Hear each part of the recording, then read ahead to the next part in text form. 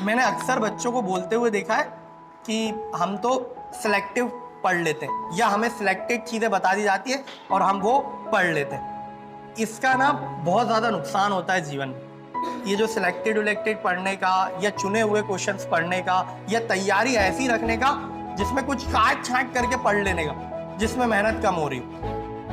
मैं एक वाक्य बताता हूँ। क्या हुआ तुमने ऐसा देखा है जब कोई, अब मान लो, अब पता है तुमने भाषण दिए हो तो तुमने फील किया होगा। मान लो स्टेज पर तुम्हें भाषण देना है और तुम्हें पता है कि तुम्हारा भी नाम लिखा हुआ भाषण वाली लिस्ट में। तो जब कोई और स्टेज पर परफॉर्म कर रहा होता है ना, तब तुम उसकी गलतियां ऑब्जर्व करते हो, ठीक है, या गलतियां या उसने क्या किया ये ऑब्जर्व करते हो ताकि तुम भी वही चीजें फॉलो करके बच जाओ। भाई साहब बहुत अंदर से गुदगुदी होती है, अजीब सी घबराहट होती है। तुमने भाषण में नाम लिखवाया है, स्कूल में कोई फंक्शन है, तो अजीब सी हलचल चल रही होती है उस समय अंदर कि यार स्टेज पे जाना है, फेस करना है, स्टेज पे जाना है, फेस करना है। मुझे बहुत अच्छे से याद है, पहले तो बॉयज़ स्कूल में था मैं, तो बॉयज़ स्कूल में तो क्या लड़के ही लड़के, कोई दिक्कत ही नहीं है। फिर जब स्कूल चेंज किया, कोविड में आए 11th क्लास में, तो पहला भाषण था मेरा 15 अगस्त को, ठीक है।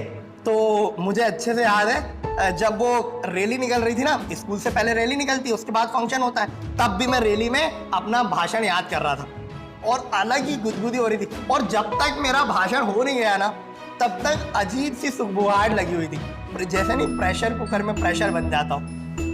तो हुआ क्या, एक ऑफिस में किसी का रिटायरमेंट हो रहा था। तो रिटायरमेंट होता है तो क्या होता है, स्पीच दी जाती है, ठीक है। बंदा बोलता है कि भाई आपके साथ काम करके बड़ा अच्छा लगा, ऐसा हुआ वैसा हुआ। तो एक अच्छे हिंदी भाषी व्यक्ति का क्या हो रहा था, निवृत्ति हो रही थी। क्या हो रही थी, निवृत्ति हो रही थी। वो अवकाश ग्रहण करके जा रहा था, 60 साल का हो गया होगा, मान लो रिटायरमेंट हो रहा था। तो उसने बोला बढ़िया से कि आप लोगों के साथ काम करके अच्छा लगा, ऐसा वैसा। तो यहाँ पर ना कुछ समय बाद एक और बंगाली बाबू का रिटायरमेंट होने वाला था। तो बड़े सचेत अवस्था में उसको सुन रहे थे, मतलब बिल्कुल फोकस होके कि ये क्या बोल रहा है, कैसे, क्योंकि मुझे भी बोलना है थोड़ी देर बाद, मतलब थोड़े दिनों बाद मुझे भी यही सब करना है। तो वो उसको बड़े सचेत अवस्था में सुन रहे थे। तो उसने पूरा, वो हिंदी भाषी व्यक्ति ने अपना पूरा उद्बोधन दिया, बोला सब कुछ, और बड़ी स्पष्ट हिंदी होती जा रही है। तो बोला और आखिरी में एक लाइन बोली कि साहब ना गिला करते हैं, गिला मतलब कोई शिकायत नहीं करते, ना गिला करते ना कोई शिकवा करते, ना गिला करते हैं ना शिकवा करते। तू सलामत रहे, सलामत रहे मतलब खैर खबर बनी रहे तुम्हारी, तू सलामत रहे, यही दुआ करते। दुआ मतलब प्रेयर करते गॉड से कि भाई तुम क्या रहो, सलामत रहो। तो अरे आगे ट्विस्ट है, अब बंगाली बाबू को ये लाइन बड़ी पसंद आ गई। उन्होंने बोला ना गिला करते ना शिकवा करते, तू सलामत रहे, यही दुआ करते। सबने तालियां बजाई, एकदम चकाचक हॉल के तालियों की गड़गड़ाहट से गूंज पड़ा और भाई साहब स्टेज से उतर कर आ गए। तो इनने क्या सोचा कि ये हिस्सा इसके भाषण से कॉपी करना चाहिए और जब मेरा वक्त आएगा तो मैं भी यही बोलूंगा। तो अब वो selected answer, selected portion start कर लिया, सिलेक्टेड पोर्शन चुन लिया। अब कुछ दिनों बाद उनका वक्त आया, कुछ दिनों का बाद उनका वक्त आया। उनने बड़ा अच्छा उद्बोधन दिया और बहुत अच्छा लगा, आप सबके साथ ऐसा रहा वैसा रहा, ये हुआ वो हुआ। फिर बोला आखिरी में मैं एक लाइन बोलना चाहता हूँ। बंगाली बाबू बोलना शुरू करते हैं, न गीला करते हैं, न गीला करते हैं, न सूखा करते हैं, ना गीला करते हैं ना सूखा करते हैं, तू साला मत रहे, तू साला मत रहे, बस यही दुआ करते हैं।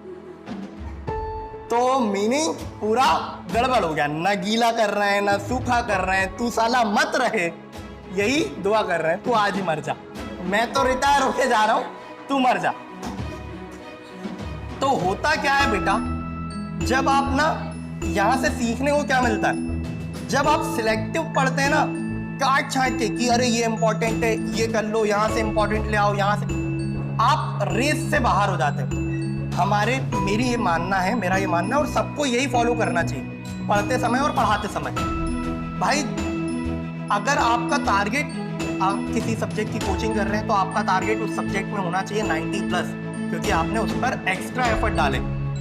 एटलीस्ट इतना होना चाहिए, और इतने के लिए ना 5 चरणों में पढ़ाई होनी चाहिए। पहला चरण होना चाहिए ज्ञान हासिल करना, कि मेरे सिलेबस में क्या क्या है, एक एक लाइन, एक एक वर्ड, एक एक क्वेश्चन मेरा सॉल्व किया होना चाहिए, मुझे पता होना चाहिए कहाँ क्या था, एक भी चीज छूटनी नहीं चाहिए। भाई साहब, जॉब की कमी नहीं है, जॉब देने वाले भतेरे बैठे हैं, लेकिन जब जॉब का इंटरव्यू होता है ना और कुछ चीज पूछी जाती है, आपके सिलेबस की कोई चीज पूछी जा रही है, आपने वो पढ़ी ही नहीं, क्या बताओगे वहां? कम से कम तुम्हें कुछ तो अंदाज, एक बार अगर नहीं भी आता हो ना और एक बार घूम के निकली हो वो चीज आपकी नजरों से, तो कुछ बोलना याद रहता है, कुछ बोलना याद रहता है, और वो कुछ बोलना भी कभी कभी पर्याप्त होता है। कुछ ना बोलने से कुछ बोलना पर्याप्त होता है, लेकिन आदमी काट छाट के पढ़ेगा तो पहली चीज तो वो गई। पहली चीज होनी चाहिए कि मेरी बुक में क्या क्या है, एक एक वर्ड मेरा पढ़ा हुआ हो, एक एक क्वेश्चन मेरा किया हुआ पहली बार में। सेकेंड टाइम में होना चाहिए कि अब मैं ये देखूंगा कि एग्जाम पॉइंट ऑफ व्यू से क्या इंपॉर्टेंट है, कि भाई एग्जाम में क्या क्या चीजें आती है, सर वो करवाएं और हम भी वो करें। थर्ड टाइम में होना चाहिए कि भाई हमने पहली बार देख लिया कि हमारे सिलेबस में क्या क्या है, अब गया तेल लेने, अब हमें देखना है मार्क्स कैसे आने, तो इंपॉर्टेंट चीजें देख लो। थर्ड टाइम में देखने का एटीट्यूड होना चाहिए, वो दशरथ मांझी वाला। मैं बच्चों को बोलता हूँ हमेशा, कुछ देखो ना देखो, Manjhi the mountain man movie जरूर देखो। बट उसका नवाजुद्दीन सिद्दीकी की मूवी है, रियल लाइफ स्टोरी है, देखोगे बड़ा मजा आएगा। उसमें वो एक डायलॉग बोलता है, उसके पास वो आते हैं, पत्रकार आता है, वो क्या, उसकी बीवी पहाड़ से गिर जाती है, मैं ज्यादा वो सस्पेंस तोड़ूंगा नहीं, पहाड़ से गिर जाती है, तो अपनी बीवी से इतना प्यार करता है कि वो पहाड़ तोड़कर रोड बनाने का निश्चय करता है। और एक्चुअल में अपन ताजमहल को सिंबल ऑफ लव बोलते हैं, एक्चुअल में मेरे अकॉर्डिंग सिंबल ऑफ लव वो है, उसने खुद एफर्ट डाल के बनाया था, मजदूर लगा के नहीं बनवाया। तो वो पूरा रोड बनवाता है, तो बनाता है, खुद बनाता है, पहाड़ तोड़ कर। तो एक दिन उसके पास एक न्यूज़ रिपोर्टर आता है, प्रेस वाला, कि ये कब तक करते रहोगे? तो वो बोलता है जब तक तोड़ेंगे नहीं, छोड़ेंगे नहीं, आखिरी कतरा नहीं कूड़े आएगा तब तक नहीं छोड़ेंगे। तो थर्ड टाइम जो रिवीजन होता है ना, वो ऐसा होना चाहिए कि ये जो सर ने सेकंड टाइम इंपॉर्टेंट बताया था, इसमें से क्या है जो मुझसे नहीं बन रहा है, इसमें से क्या है जो मुझसे नहीं बन रहा है। और उसमें एटीट्यूड ऐसा होना चाहिए कि जब तक तोड़ेंगे नहीं तब तक छोड़ेंगे नहीं, क्योंकि ये तो एग्जाम के लिए इंपॉर्टेंट है, ठीक है। तो 3 चीजें, 3 बार का ये रिवीजन होता है सर के साथ, टीचर के साथ, सब्जेक्ट टीचर के साथ होना चाहिए। चौथी बार में खुद करके देखा कि भाई ये तो जो तोड़ेंगे नहीं, छोड़ेंगे नहीं, ये सब करा था, हमसे हो रहा है कि नहीं हो रहा है, और ये एग्जाम से कम 1.5 महीने पहले, 1 महीने पहले हो जाना चाहिए। और उसके बाद आता है एग्जाम के बीच का रिवीजन, वो 5वां रिवीजन वो हो गया। अगर तुमने इतना कर लिया ना, किसी में दम नहीं है 90 से नीचे रोक दे, और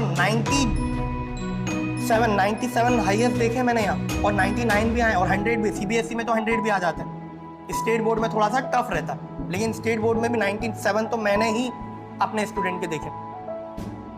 सिंपल सा एटीट्यूड होना चाहिए, काट छांट के पढ़ोगे तो काट छांट के ही नंबर आएंगे, 45, 50, 60, 65, 70। आखिरी टाइम पे कुछ लोग एफर्ट डाल के 70 तक खींच देते, लेकिन इससे ज्यादा नहीं जा पाओगे। न गीला करूंगा न सूखा करूंगा, ऐसा ही हो जाएगा, तो ना गीला हो पाएगा ना सूखा हो पाएगा।